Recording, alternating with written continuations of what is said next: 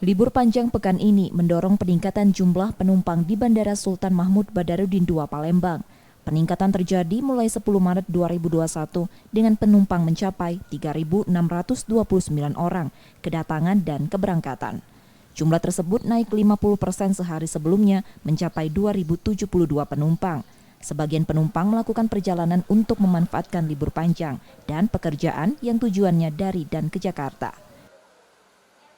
Saya mau ke Bekasi, mau cuti dari kerja di sini. Dalam rangka apa? Dalam rangka cuti aja sih. Bukan liburan atau kerja? Bukan. Saya pulang ke asal, Kebetulan ada pekerjaan di sini, jadi untuk saat ini ada cuti dulu pulang ke kampung.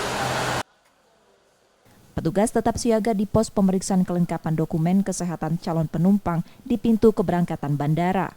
Petugas kesehatan bandara meningkatkan kewaspadaan terlebih masuknya virus mutasi corona B117 di Indonesia. M. Rizky Nurbizan, Kompas TV Palembang, Sumatera Selatan.